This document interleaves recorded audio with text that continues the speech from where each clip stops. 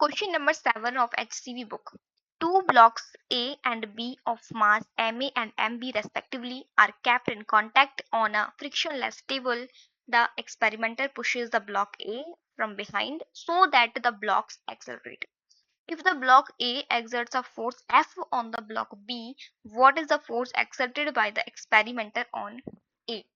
यानी कि हमारे पास एक स्मूथ हॉरिजॉन्टल फ्रिक्शनलेस टेबल है जिसके ऊपर दो ब्लॉक रखे हुए हैं। ये मान लो हमारा ब्लॉक ए है एंड इसके साइड में रखा हुआ है हमारा block B. This is the block A और ये है ब्लॉक बी। एक एक्सपेरिमेंटर आता है और एक वो जो एक्सपेरिमेंटर है हमारे ब्लॉक ए को कुछ फोर्स से पुश करता है। कितने फोर्स से पुश करता है ये तो पूछा है। मान लीजिए ये पुश कर रहा है हमसे एक्स फोर्स लाके पुश कर रहा है। तो जो पुश करता है तो जो ब्लॉक ए है वो ब्लॉक बी को पुश करता है with the force F. And ये पूरा जो सिस्टम है ये पूरा सिस्टम एक्सेलरेशन ए से एक्सेलरेट हो जाता है। तो इसमें हमसे पूछा है कि एक्सपेरिमेंटर ने कितना फोर्स लगाया होगा। तो इसके लिए हम बनाएंगे F B D of the blocks. तो पहले लिखेंगे F B D of block ए।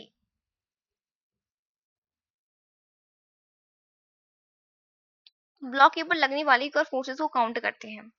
तो ब्लॉक ए को मैंने यहाँ पे पॉइंट से नोट कर दिया। ये रहा ब्लॉक ए। इस पे नीचे तो mg लग रहा होगा और mg कैंसिल कर रहा होगा ऊपर लगने वाला नॉर्मल फोर्स। राइट इधर वाला एक एक्स फोर्स लग रहा है। इसके अलावा कोई फोर्स लग रहा है हमको दिखाई नहीं दे रहा, लेकिन ध्यान रखो जब ब्लॉक ए ब्लॉक बी पर एफ फोर्स लगा रहा है तो ये बात पक्का है कि ब्लॉक बी भी ब्लॉक ए पर एफ फोर्स लगा रहा होगा फ्रॉम न्यूटन्स थर्ड लॉ।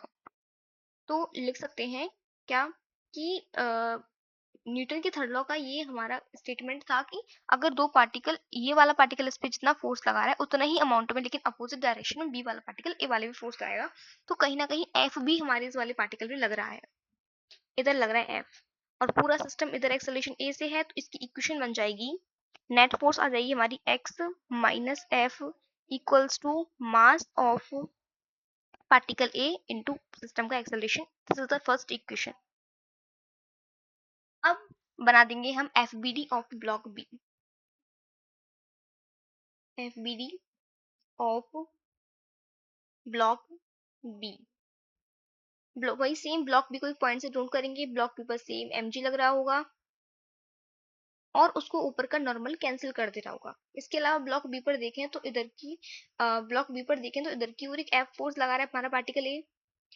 ठीक है, तो इधर मैं लिख देती हूँ कौन सा फोर्स लग रहा है, एफ फोर्स लग रहा है और पूरा सिस्टम इधर की ओर एक्सेलरेटेड है ए एक्सेलरेशन से। तो मैं लिख सकती हूँ जो नेट फोर्स है एफ वो हो जाएगी mass of particle B into इसका acceleration. This is the second equation of motion. देखो क्वेश्चन में हमको ये भी दे रखा है कि भाई एक्सेलरेशन ये है, मास इनका ये है, ये भी गिवन है, ये भी गिवन है, ये भी गिवन है, सब कुछ गिवन है हमारे लिए। ठीक है, अब हमसे एक्स पूछा हुआ तो बहुत ही इजी निकाल लेंगे। हम क्या करेंगे जो यहाँ से देखो ए की जो वैल्यू यहाँ से निकालेंगे या फिर यहाँ से निकाल लीजिए। ए की वैल्यू एक इक्वेशन से निकाल के दूसरी इक्वेशन में पुट कर दो, आंसर आपका आ जाएगा। तो मैं ज्यादा आसान पड़ेगा कि आप यहाँ से ए की वैल्यू निकाल लीजिए। तो मैं निकाल यहाँ से जो ए है, ए आ जाएगा एफ अपॉन एम बी। अब इस ए की वैल्यू को पुट कर देंगे इन इक्वेशन 1। तो पुटिंग वैल्यू इन इक्वेशन 1,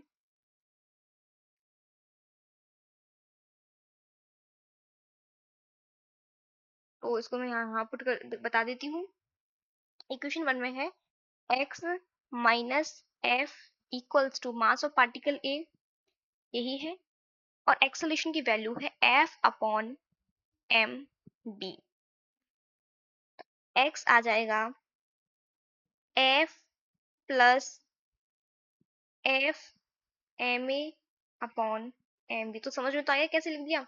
तो ये जो हमारा ये नेगेटिव में था इधर आके, सॉरी ये नेगेटिव में था ये इधर आके पॉजिटिव होगा। ये वाला मैंने एफ पॉजिटिव में लिख दिया यहाँ पे, F into M A upon M B, F into M A upon M B ये लिख दिया। ठीक है, आगे ऐसा सॉल्व करेंगे तो ये आ जाएगा x इक्वल्स टू एफ, यहाँ से कॉमन ले लेंगे तो ये आ जाएगा 1 plus M A upon M B and this is the answer of this question. You can easily write this.